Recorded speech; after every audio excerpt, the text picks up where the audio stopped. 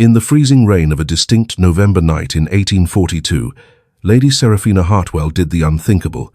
She vanished from the royal court of Amsel, leaving behind nothing but a sapphire necklace and a shattered heart. She was the envy of every woman in the capital, the secret lover of the realm's most dangerous man, Duke Sebastian Blackwood. But the court didn't know her secret. She was carrying the Duke's heir, and she was running for her life. What forces a woman to choose poverty over power? And what happens when the man known as the Iron Duke decides he will burn the entire kingdom to the ground just to find her?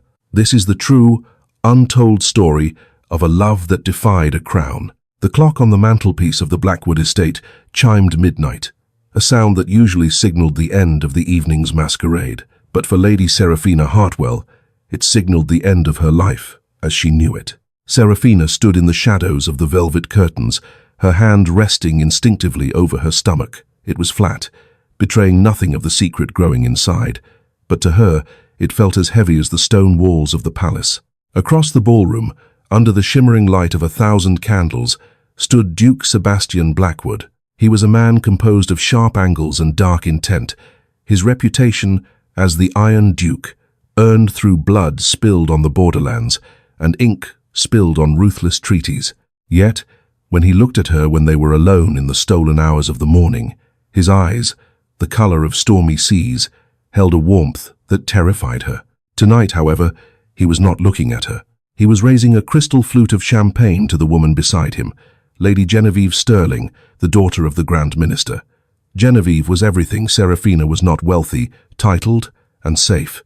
To the union of Blackwood and Sterling, the king's voice boomed over the crowd. A marriage that will secure the northern borders. The applause was deafening. It washed over Seraphina like a physical blow. She had known, of course. Sebastian had told her months ago that the king was pressuring him, but he had promised, sworn on his mother's grave, that he would find a way out. He had held Seraphina's face in his rough hands only 2 nights ago and whispered, "Wait for me. Trust me. Trust." It was a fragile thing in the court of Amsel. Seraphina turned to leave, her breath hitching in her throat, when a hushed conversation from the alcove behind her froze her blood. It was Genevieve's voice, low and dripping with triumph, speaking to her brother, Lord Thomas. "Does the Duke know?" Thomas asked, sounding bored. "About the girl? The ward? Hartwell?" Genevieve laughed, a sound like breaking glass. "Sebastian is a pragmatist, Thomas. He's had his fun. He knows that if he doesn't marry me by the winter solstice, the king strips him of his military command. He agreed to the terms this morning. The girl is to be sent to a convent in the south." Quietly, Seraphina's world tilted. A convent. He wasn't just marrying Genevieve. He was disposing of her. The nausea that had been plaguing her for weeks surged violently. She wasn't just a discarded mistress. She was the mother of his child. If Genevieve, or worse, the king, found out she was pregnant, she wouldn't be sent to a convent. A bastard child of the realm's most powerful duke would be seen as a threat to the succession, a scandal to be erased. Accidents happened to women like her. A fall down the stairs, a sickness in the night. She looked back at Sebastian one last time. He was smiling now, a tight, politic smile, accepting the congratulations of a senator. He didn't look trapped. He looked triumphant. He lied. The voice in her head whispered, "He bought himself time to get rid of you." Seraphina didn't run. Running attracted attention. She walked, with the measured, graceful gait of a woman who had spent 10 years navigating the treacherous currents of court life. She walked out of the ballroom, down the grand staircase, and into the cold night air. She didn't go to her chambers to pack. Her maid was a spy for the queen. Everyone knew that. Instead, she went to the stables. The groom, a young boy named Arthur, whom Seraphina had once saved from a whipping, looked up sleepily as she entered. "My lady?" "Arthur," she said, her voice trembling only slightly. "I need the bay mare, the fast one, and I need you to forget you saw me." Arthur looked at her pale face, her uncloaked shoulders shivering in the biting wind. He saw the desperation in her eyes, a look no high-born lady should ever wear. He didn't ask questions. He simply nodded and saddled the horse. As she mounted, Seraphina pulled a heavy woolen cloak from a peg on the wall, wrapping it over her silk ball gown. She reached into her bodice and pulled out the only thing of value she owned, a sapphire pendant Sebastian had given her for her 20th birthday. She pressed it into Arthur's hand. "This will feed your family for a year," she whispered. "Go. Leave the capital tonight." She spurred the horse into the darkness, the hooves clattering against the cobblestones like the frantic beat of her own heart. She didn't look back at the palace, glowing like a jewel on the hill. She rode toward the city gates, toward the poverty and the filth of the lower boroughs, toward the only place a high-born lady would never be looked for. She was alone. She was pregnant. And for the first time in her life, she was free. 3 days later, the silence in the Duke's study was heavy enough to crush a man. Sebastian Blackwood stood by the window, staring out at the rain-lashed courtyard. He hadn't slept in 48 hours. His valet, a stoic man named Henderson, stood by the door, afraid to speak. "Tell me again," Sebastian said, his voice a low growl that vibrated through the room. "We have checked the convents, Your Grace," Henderson said softly. "We have checked the ports.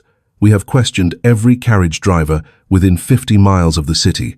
No one has seen Lady Hartwell." Sebastian turned, and the look on his face made Henderson take a step back. The Duke's eyes were rimmed with red, his cravat undone, his usually immaculate hair wild.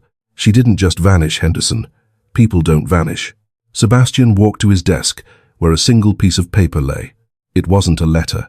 Serafina hadn't left a letter. It was a notice from the royal physician, found in her chambers, tucked inside a book of poetry. It was dated 2 weeks ago, condition confirmed, approximately 8 weeks. Sebastian picked up the paper, his hand shaking. He had found it yesterday when he tore her room apart, looking for a clue. She was pregnant. The realization had hit him with the force of a cannonball. He replayed their last conversation over and over. He had told her to trust him. He had been working on a counter-proposal to the king, a way to leverage his military victories, to refuse the Sterling marriage and legitimize a union with Serafina. He had planned to tell her the night of the ball, after he had publicly humiliated the minister by exposing his embezzlement, a move that would have shattered the Sterling alliance. But he had been too late. While he was playing 4D chess with the king, Serafina had been watching him toast another woman, believing she was being discarded. "She thinks I abandoned her," Sebastian whispered, the guilt tasting like ash in his mouth. "She thinks I left her to rot while she carries my child." The door to the study burst open. Lord Thomas Sterling strode in, looking annoyed. "Sebastian, my sister is waiting. The dress fittings are." Sebastian moved faster than a man of his size should be able to. In a heartbeat, he had crossed the room and slammed Thomas against the oak paneling, his forearm pressed against the younger man's throat. "Get out," Sebastian snarled. "Have you lost your mind?" Thomas choked, clawing at Sebastian's arm. "The wedding." "There will be no wedding," Sebastian roared, throwing Thomas toward the door. "Tell your father that if he steps foot on my property again, I will have him hanged for treason. I have the ledgers, Thomas. I know about the funds he diverted from the northern supply lines." Thomas went pale, scrambling to his feet and fleeing the room without another word. Sebastian turned back to Henderson. "Saddle the horses. The black stallion for me." "Your Grace?" Henderson asked. "Where are we going?" "She wouldn't go south," Sebastian said, his mind working furiously, channeling the strategic brilliance that had won him the war. "The south is where the convents are. That's where she thinks I wanted to send her. And she wouldn't go west to the ports. She has no money for passage." He walked to the large map on the wall. His finger traced the road north, toward the mountains, toward the harsh, unforgiving mining towns. "She's smart," Sebastian murmured. "She knows I would look for her in comfort, so she's gone to where there is none." He stabbed a finger at a small smudge of a town called Oakhaven. It was a miserable place, known for coal dust and bitter winters. "She's gone to the dark." "But Your Grace," Henderson protested. "Lady Serafina. She has never spent a day out of silk. She won't survive the winter in the north, not in her condition." Sebastian grabbed his sword belt from the chair. "That is why we ride tonight. Gather the men, not the household guard, my personal regiment, the ones who served with me in the vanguard. We are hunting a woman with a regiment of soldiers?" "No," Sebastian said, his voice dropping to a terrifying whisper. "We are retrieving my Duchess, and God help anyone who stands in my way." Meanwhile, in Oakhaven, Serafina scrubbed the rough linen shirt against the washboard until her knuckles were raw and bleeding. The water in the basin was freezing, turning her fingers a mottled blue. She was no longer Lady Serafina. She was Sarah, a widow from the coast whose husband had died at sea. That was the lie she told Mrs. Higgins, the owner of the boarding house, where she rented a room the size of a closet. The room smelled of mold and damp wood. The wind whistled through the cracks in the walls. Serafina had sold the bay mare 3 towns back to buy a cart ride and some nondescript woolen clothes. She had enough coin left to last perhaps 2 months if she barely ate. But she had to eat. For the baby. She paused, wiping a strand of hair from her face with a wet forearm. The physical labor was exhausting, a shock to a body used to embroidery and harp lessons. Her back ached constantly, but there was a strange clarity in the hardship. Here, nobody cared about court politics. Nobody cared who was sleeping with the Duke. They only cared about whether the coal shipment arrived or if the bread price had gone up. A sharp knock on the door made her jump. "Sarah." It was Mrs. Higgins. "Rent's due, and I need those shirts done by sundown or you're out on the street." "I'm coming," Serafina called back, her voice raspy. She hadn't spoken much in days. She looked down at her swollen red hands. She missed him. The pain of it was a physical ache in her chest, sharper than the cold. She missed the scent of his tobacco and cedarwood. She missed the way he would protect her from the court's sharp tongue. "But he didn't protect you," she reminded herself. "He traded you." She placed a hand on her stomach. "Just us," she whispered to the empty room. "We don't need him. We will survive." But as she looked out the grime-streaked window at the muddy street below, she saw a rider trot past. He was wearing the livery of the King's Guard. Serafina ducked below the windowsill, her heart hammering against her ribs. They were looking for her. Sebastian wasn't just letting her go, he was hunting her. And she knew the Iron Duke well enough to know one thing. He never failed a mission. She had to keep moving. Oakhaven wasn't safe. Nowhere was safe. She packed her meager belongings into a sack. She would leave tonight, under the cover of the snowstorm that was brewing. She would head deeper into the mountains, to the borderlands where the law didn't reach. She opened the door, ready to slip out, but stopped. Standing in the hallway, blocking her path, was a man. He wasn't a soldier. He was dressed in rags, his face hidden by a hood. But on his finger, glinting in the dim light of the hallway lantern, was a ring, a signet ring with a crest she didn't recognize, but the heavy gold spoke of power. "Going somewhere, Lady Hartwell?" the man rasped. Serafina froze. "You have the wrong person. My name is Sarah." The man chuckled, a dry, rattling sound. "My employer pays a lot of money for wrong people, specifically for a woman with hair like spun gold and eyes like violets." He took a step forward, pulling a knife from his belt. "The Countess Genevieve sends her regards." Serafina didn't think. She reacted. She threw the heavy basin of freezing water into the man's face. He roared in shock, blinded for a second. Serafina bolted past him, sprinting down the rickety stairs. She burst out of the boarding house and into the mud of the street, the cold air burning her lungs. She ran toward the woods, the man's footsteps heavy behind her. She was faster, but he was stronger. She could hear him gaining on her. "Please," she prayed. "Please, Sebastian. Where are you?" The Blackwood Forest was not named for the Duke, though many assumed it was because it shared his temperament, unforgiving, ancient, and shrouded in perpetual twilight. It was into this moor of pine and ice that Serafina ran, the mud of Oakhaven giving way to the frozen crunch of the forest floor. Her breath tore at her throat like jagged glass. Every instinct screamed at her to stop, to curl up under the roots of a great oak and sleep.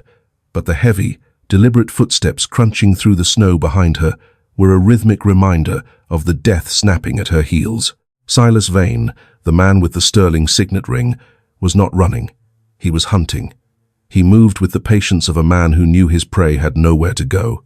He knew the terrain. She did not. He had boots lined with fur. She wore thin leather shoes that were already soaked through. Serafina stumbled over a hidden root, crashing hard onto her hands and knees.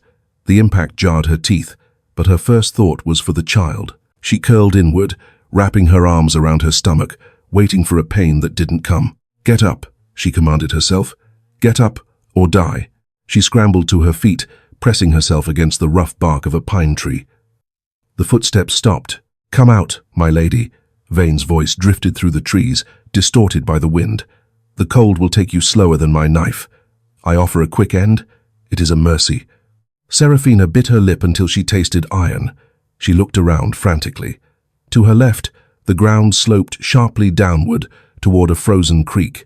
It was a treacherous drop, tangled with briars and loose stones. It was suicide. It was her only chance. She didn't hesitate. She threw herself down the embankment. The world became a blur of spinning sky and tearing thorns. Branches whipped her face, slicing her cheek. She tumbled, rolled, and finally slammed into the ice of the creek bed. The ice held, thick with the deep winter freeze. She lay there for a moment, stunned, staring up at the ridge she had just fallen from. A silhouette appeared at the top, Vane. He looked down, cursed loudly, and turned away to find a safer path down. He wouldn't give up. But she had bought herself perhaps 10 minutes. Serafina forced herself up. Her ankle throbbed with a dull, sickening heat, but it wasn't broken. She limped along the creek, the high banks hiding her from view. She walked until the moon was high and bright, casting long, skeletal shadows across the snow. She needed shelter. The temperature was dropping rapidly. If Vane didn't kill her, hypothermia would take her before dawn. Up ahead, tucked into a cleft in the rocks, she saw the ruins of an old charcoal burner's hut. The roof was half collapsed, but 3 walls stood. It was a tomb of rotting wood, but it was out of the wind. She crawled inside, pulling the rotting door shut as best she could. She huddled in the driest corner, pulling her knees to her chest. She was shivering violently now, her teeth chattering so hard her jaw ached. "I'm sorry," she whispered to the darkness, her hand resting on her stomach. "I'm so sorry." She closed her eyes, and in the delirium of the cold, she didn't see the dark forest. She saw the warm glow of the library at the Blackwood estate. She saw Sebastian sitting in his leather chair, reading by firelight. She remembered the way he would look up when she entered, the way the hard lines of his face would soften. "You are my sanctuary, Serafina," he had told her once. "Liar," the wind howled outside. "He is warm. You are dying." 2 hours later, the town of Oakhaven was awakened by the thunder of hooves. 30 riders, clad in black cloaks, surged into the main street like a dark tide. At their head rode a man who looked like war personified. Sebastian Blackwood swung down from his horse before it had even fully stopped. The town constable, a man named Miller who had been asleep with a bottle of gin, stumbled out of the station, buttoning his tunic with trembling fingers. "Here now," Miller shouted, trying to sound authoritative. "What is the meaning of—" Sebastian didn't even look at him. He walked straight to the boarding house, his boots slamming against the wooden boardwalk. He kicked the door open with enough force to crack the frame. Henderson and 4 of the Duke's personal guard followed him inside. Mrs. Higgins was cowering behind the counter. She had seen noblemen before, but she had never seen a man who radiated such lethal intent. "Where is she?" Sebastian asked. His voice wasn't loud. It was terrifyingly calm. "I don't know who you mean, sir," Mrs. Higgins stammered. Sebastian placed a gloved hand on the counter. "The woman with the golden hair. The one who calls herself Sarah. Where is she?" "She ran," Mrs. Higgins cried out. "She ran off without paying. A man came looking for her. A bad man. They fought. She threw water on him and bolted." Sebastian's head snapped up. "A man? Describe him." "Big, scar on his chin, wore a hood, but he had a ring. Gold. A bird on it." Sebastian exchanged a look with Henderson. "The sterling crest is a falcon." His face went rigid. The rage that had been simmering in his gut boiled over into a cold, focused fury. Genevieve hadn't just exiled Serafina. She had sent an assassin. "When?" Sebastian demanded. "Hours ago. 3, maybe 4. Sebastian turned to his men. "Torch the torches. We track them now." "Your Grace," Henderson warned, looking out the window. "The snow is starting again. Tracking will be impossible." "I said we go," Sebastian roared. He strode out of the boarding house, but stopped at the edge of the street. He knelt in the mud. There, faintly preserved in the half-frozen slush, was a footprint, small, delicate, and beside it, a heavy boot print with a distinct notch in the heel. He stood up, his eyes scanning the tree line. He could feel her. It was an irrational, maddening sensation, but he felt her terror vibrating in the air. "Captain Thorne," Sebastian barked at his lead guard. "Take 5 men and circle the east ridge. Cut off the road to the pass. If the assassin tries to leave, take him alive. I want to kill him myself.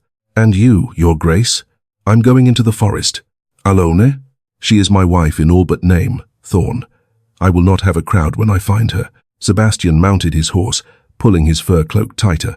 He spurred the stallion toward the trees, into the darkness that had swallowed the woman he loved. He rode with a singular prayer in his heart, a prayer from a man who hadn't prayed since he was a child. "Keep her alive. Just keep her alive until I get there." The cold was a living thing. It had fingers that pried through the cracks in the wood, stroking Serafina's skin until she couldn't feel her extremities. She had drifted into a dangerous, groggy sleep. She dreamed of the summer garden at the palace, of eating strawberries with Sebastian. In the dream, he was handing her a berry, but when she reached for it, his hand turned to bone, and the strawberry turned to a heart of ice. She woke with a gasp. A sound had pulled her from the stupor. Crunch, crunch, crunch. Footsteps. Close. Serafina sat up, her head swimming. She grabbed a jagged piece of wood from the rotting floor. It was a pathetic weapon, but it was all she had. The footsteps stopped right outside the hut. She held her breath, her heart hammering against her ribs, like a trapped bird. "I know you're in there, little bird." Silas Vane's voice came through the rotting planks. "I can smell the lavender soap on you. Expensive soap for a beggar." He kicked the door. The rotten wood groaned but held. "Open up," Vane laughed. "Let's get this over with. The Lady Genevieve pays extra for proof of the complication." The complication. He meant the baby. A surge of protective fury, hot and primal, flooded Serafina's veins.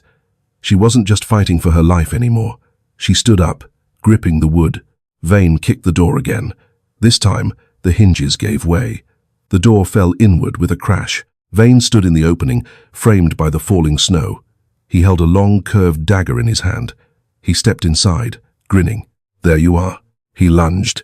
Serafina swung the piece of wood with all her might. It connected with the side of his head with a satisfying crack, sending splinters flying. Vane roared in pain and stumbled back, dropping the knife. Serafina didn't wait. She scrambled toward the door, but Vane was fast. His hand shot out and grabbed her ankle, yanking her back. She hit the floor hard, her fingernails clawing uselessly at the dirt. He dragged her toward him, his other hand reaching for her throat. "You bitch," he spat, blood trickling down his temple. His hands closed around her neck. The world began to go black. Serafina clawed at his face, her vision tunneling. She couldn't breathe. She couldn't scream. "Sebastian." Suddenly, a shadow fell over the doorway. There was a sound like a thunderclap, the distinct, deafening crack of a flintlock pistol. Vane's grip on her throat vanished instantly. He was thrown backward as if kicked by a horse, slamming into the far wall. He slid down, a dark hole in his shoulder. Serafina gasped, sucking in freezing air, coughing violently. Through her watering eyes, she looked up. Standing in the doorway, wreathed in smoke and snow, was a monster.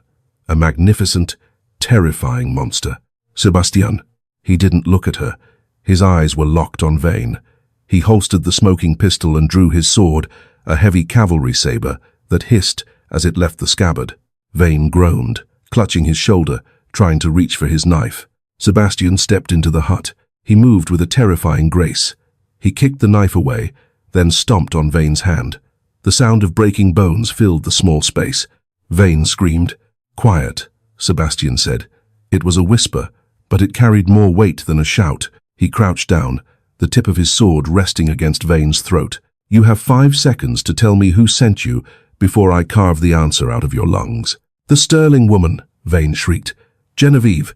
She paid me 5,000 crowns. She said the girl was carrying a bastard." Sebastian's face didn't change, but his eyes darkened to pitch. "She isn't carrying a bastard," he said softly. "She is carrying my heir." He stood up. Vane looked up at him, pleading, I told you everything. Mercy.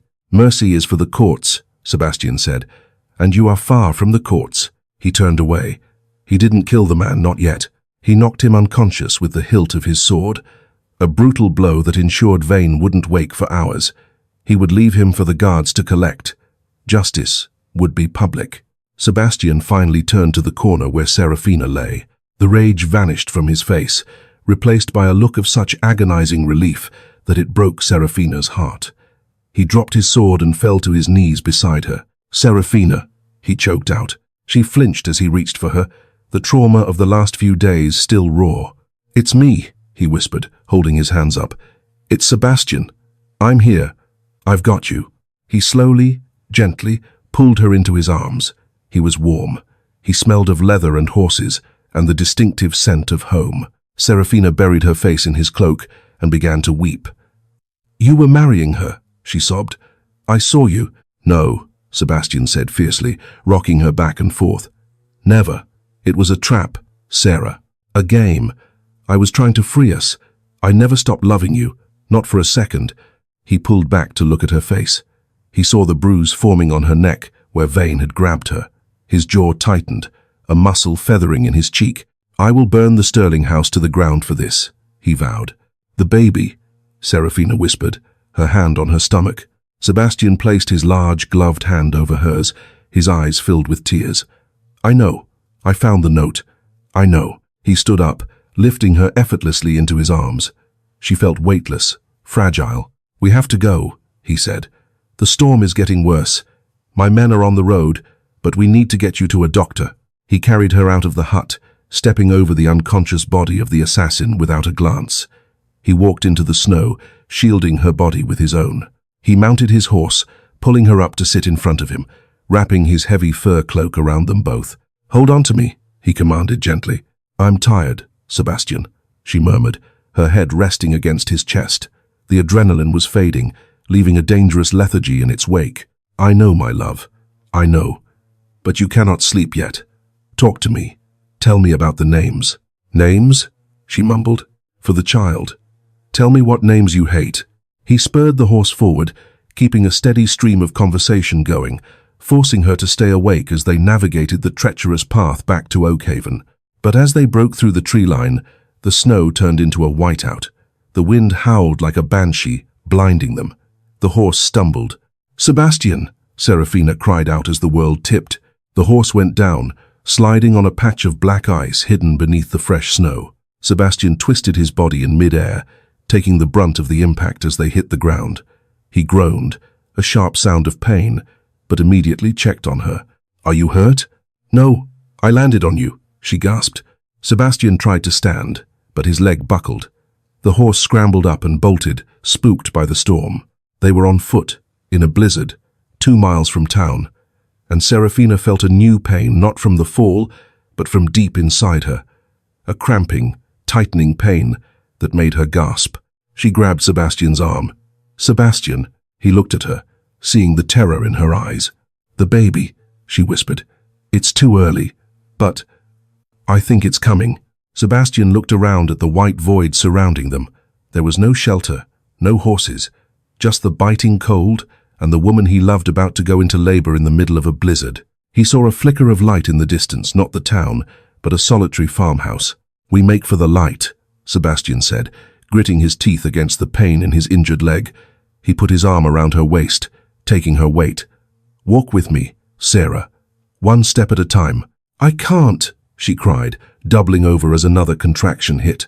"You can," he said, his voice hard as iron, the voice that had commanded armies. "You are the Duchess of Blackwood. You do not yield to a storm. Now, move." They began the slow, agonizing trudge toward the distant light, leaving a trail of blood and determination in the snow. The farmhouse was a solitary island in a sea of white violence. Sebastian kicked the door 3 times before it opened.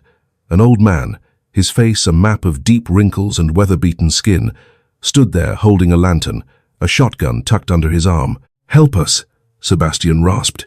He didn't command. He begged. The great Duke of Blackwood, who had stared down armies, was reduced to a pleading husband. "My wife. She is with child." The storm. The old man, Elias, didn't ask for names or titles. He saw the blood on Sebastian's leg, the terror in the woman's eyes, and the undeniable swell of her stomach. "Martha," Elias shouted over his shoulder, "get the water boiling, and the clean linens. We have a birthing." They ushered them into the main room, dominated by a massive stone hearth. The heat hit Serafina like a physical blow, thawing her frozen limbs so quickly it burned.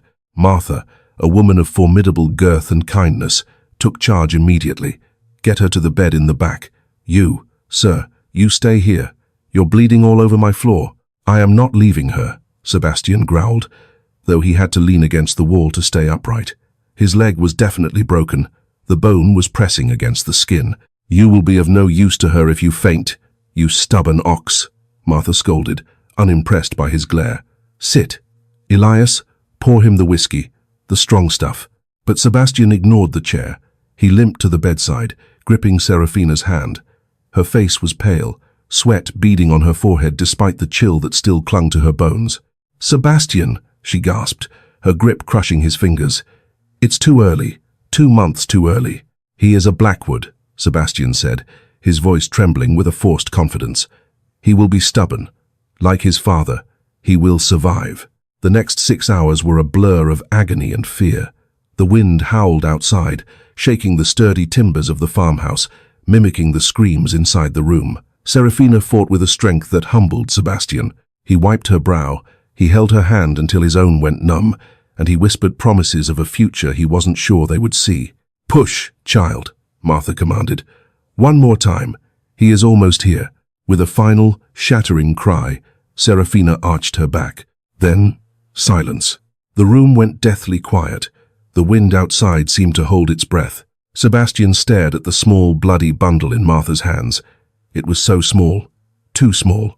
The skin was translucent, tinged with blue. "Is he—" Sebastian couldn't finish the sentence. The world seemed to tilt on its axis. If the child was dead, after all this, it would break her. It would break him. Martha didn't speak. She worked quickly, rubbing the infant's back with a rough cloth, clearing its mouth. "Come on, little one," she whispered. "Fight." Serafina lay limp on the pillows, her eyes closed. "Sebastian?" she whispered weakly. "Why is he silent?" Sebastian looked at his son. He felt a tear track through the grime on his face. He reached out a trembling finger and touched the infant's tiny chest. "Breathe," he ordered, his voice cracking. "I command you, breathe." And then, a sound, a tiny, mewling squeak. Then, a cough. And finally, a thin, high-pitched wail that pierced the heavy air of the room. It was the most beautiful sound Sebastian had ever heard. "He's here," Martha laughed, tears in her own eyes. "He's small, but he's got lungs on him." She wrapped the baby in warm wool and handed him to Serafina. Serafina looked down at the child. He had a tuft of black hair, just like Sebastian. He opened his eyes, blinking against the firelight storm-grey eyes. "He is perfect," Serafina whispered, kissing the top of his head. She looked up at Sebastian. "We made it." Sebastian collapsed into the chair beside the bed, the adrenaline finally leaving him, replaced by a wave of exhaustion so profound he could barely keep his eyes open. He reached out and touched the baby's hand. The tiny fingers curled around his thumb with surprising strength. "The Stormborn," Sebastian murmured. "Leo. We shall call him Leo, for he has the heart of a lion to survive this night." "Leo," Serafina agreed, her eyes closing. "Leo Blackwood." News travels fast in the capital, but rumors travel faster. For 2 weeks, the court of Amsel had been buzzing. The Duke of Blackwood was missing. His fiancée, Lady Genevieve Sterling, was wearing black, playing the role of the grieving intended. She told anyone who would listen that the Duke had gone on a mad quest into the mountains and had likely perished in the great blizzard. She was already making moves to seize his estates, citing an obscure engagement contract. The king, Frederick IV, sat on his throne in the great hall, looking weary. The Sterling family was powerful, and without Blackwood to check them, they were becoming insufferable. "Your Majesty," Lord Sterling boomed, standing in the center of the court, "we must declare the Duke dead. The mourning period is over. My daughter's reputation suffers with every day of uncertainty. We must settle the estate." "You seem eager to bury a man who has not yet been found, Lord Sterling," the king said dryly. "Pragmatism, Your Majesty." Sterling smiled, a smile that didn't reach his eyes. "The North needs a warden. I volunteer to take on the burden of the Blackwood lands." A burden indeed. A voice cut through the hall like a whip. The great oak doors of the throne room groaned open. A collective gasp swept through the court. Sebastian Blackwood stood there. He was thinner, his face gaunt, a heavy brace on his leg forcing him to use a cane. But the Iron Duke aura was stronger than ever. He wore his full ceremonial armor, the black steel glinting in the torchlight. But he was not alone. Beside him walked Serafina Hartwell. She wore a gown of deep midnight blue velvet, the color of the Blackwood house. Her head was high, her golden hair braided like a crown, and in her arms, wrapped in a blanket of royal silk, was a baby. Genevieve Sterling, standing near the front, went white as a sheet. She clutched her brother's arm so hard her fingernails tore his sleeve. "Ghost," someone whispered. Sebastian limped forward, the tap-tap-tap of his cane echoing in the silence. He stopped before the throne and bowed low, wincing slightly. "Your Grace," King Frederick said, a genuine smile breaking across his face. "We were told you were frozen in a ravine. The reports of my death were exaggerated," Sebastian said, his eyes locking onto Lord Sterling. "Manufactured, even." "Sebastian!" Genevieve cried out, trying to recover. She rushed forward, arms open. "Oh, thank God. I have been praying." "Do not," Sebastian said. He didn't shout. He simply held up a hand. The gesture was like a physical wall. Genevieve froze. "You have been praying for my death, Genevieve, and you paid 5,000 crowns to ensure the death of my wife and child?" The court exploded into murmurs. "Wife? Child? Wife?" The king leaned forward. "Explain yourself, Blackwood." Sebastian turned to Serafina. She stepped forward, her gaze steady on the king. "We were married by the rites of the old faith in the Oakhaven Chapel 3 days ago. Your Majesty," Sebastian lied smoothly. "The priest was actually brought to the farmhouse, but the details didn't matter. But that is not the issue at hand." Sebastian snapped his fingers. The doors opened again. 2 of the royal guard dragged a man in. It was Silas Vane. He was battered, broken, and terrified. "Do you know this man, Lord Sterling?" Sebastian asked. Sterling sputtered. "I have never seen him before." "Strange," Sebastian said, "because he wears your signet ring, and he carries a letter of instruction written in your daughter's hand." Sebastian pulled a crumpled piece of parchment from his tunic and handed it to the king. The king read it. His face grew dark. He looked up at Genevieve, who was now trembling violently. "This orders the murder of Lady Hartwell and her bastard issue," the king read aloud. "It promises payment upon receipt of proof." "It's a forgery," Genevieve screamed. "He is lying. That woman is a whore. That child is a mongrel." The silence that followed was absolute. Sebastian handed his cane to Serafina. He walked up to Genevieve, ignoring the pain in his broken leg. He towered over her. "That woman," Sebastian said, his voice shaking the stained glass windows, "is the Duchess of Blackwood. That child is my son, Leo Augustus Blackwood, heir to the Northern Marches, and you are done." He turned to the king. "I demand justice, your Majesty. Attempted murder of a peer of the realm, treason against the crown's stability." The king looked at the Sterling family. He saw their fear. He saw their guilt. "Lord Sterling," the king said coldly, "you are stripped of your titles. Your lands are forfeit to the crown. Your daughter is to be confined to the Abbey of St. Jude for the rest of her natural life." "No!" Genevieve shrieked. "Father, do something." But Lord Sterling was already being seized by the guards. Sebastian didn't watch them being dragged away. He turned back to Serafina. He walked to her, took his son from her arms, and held him up for the court to see. "Behold," Sebastian said, his voice ringing with pride. "The future." The court, sensing the shift in power, bowed. All of them. Even the king inclined his head. Serafina looked at Sebastian. The hard, dangerous man who had terrorized the borders was gone. In his place was a father, fierce and protective. She reached out and took his hand. He squeezed it, anchoring her. They had won. 5 years had passed since the blizzard that nearly claimed the Blackwood line, and the world had turned many times over. The library of the Blackwood estate was a cavernous room, lined from floor to ceiling, with books bound in leather and gold. On this particular afternoon, the weather outside was mirroring that fateful night. Years ago, a November gale was battering the stone walls, the wind howling through the eaves like a pack of wolves seeking entry. Rain lashed against the high arched windows, blurring the landscape into a watercolor of grey and bruised purple. But inside, the storm was nothing more than a distant memory. A massive fire roared in the hearth, devouring logs of seasoned oak and casting a warm, flickering orange glow across the Persian rugs. The air smelled of beeswax, old parchment, and the subtle, comforting scent of pipe tobacco. Serafina sat in a high-backed armchair upholstered in crushed velvet, a book of sonnets resting forgotten on her lap. She wasn't reading. She was watching the two men who held her entire soul in their hands.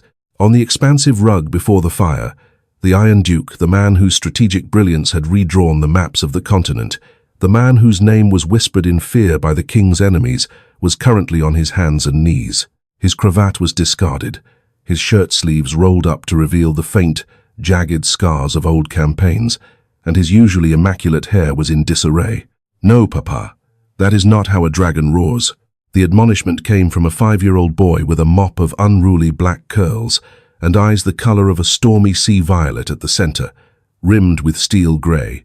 Leo Augustus Blackwood stood with his wooden sword raised high, his stance a perfect, miniature imitation of the fencing masters. Sebastian paused, looking up at his son with a mock expression of terrifying gravity. "My apologies, Sir Knight. I have not conversed with a dragon in some time. Perhaps you could demonstrate the proper technique?" Leo puffed out his chest, took a deep breath, and unleashed a sound that was less of a roar and more of a high-pitched screech. "Like that. And then you have to fall down, because my sword is magic." "Ah, magic," Sebastian said, his voice dropping to a theatrical rumble. "My one weakness." He lunged forward, not with the speed of a cobra as he once would have, but with the lumbering clumsiness of a wounded beast. He allowed Leo to tap him on the shoulder with the wooden blade, and then, with a dramatic groan that shook the floorboards, the Duke of Blackwood collapsed onto the rug, feigning defeat. Leo shrieked with delight, climbing onto his father's back to claim his victory. Serafina watched them, a lump forming in her throat. She traced the rim of her teacup, her mind drifting back to the cold. For years, the cold had lived inside her. Even after they had returned to the palace, even after Genevieve had been banished and the sterling name disgraced, Serafina would wake up shivering. She would remember the biting wind of Oakhaven, the smell of mold in the boarding house, and the terrifying loneliness of the road. But looking at them now, the cold finally felt like it belonged to a different life. Sebastian turned his head, his cheek pressed against the rug, and caught her eye. The playful glint vanished, replaced by a look of such profound, consuming tenderness that it made her breath hitch. He gently dislodged a protesting Leo, rolling over to sit up. He winced slightly as he shifted his weight. His leg, broken in the ravine that night, had healed, but the winter dampness still made it ache. It was a permanent reminder of the price he had paid to find her.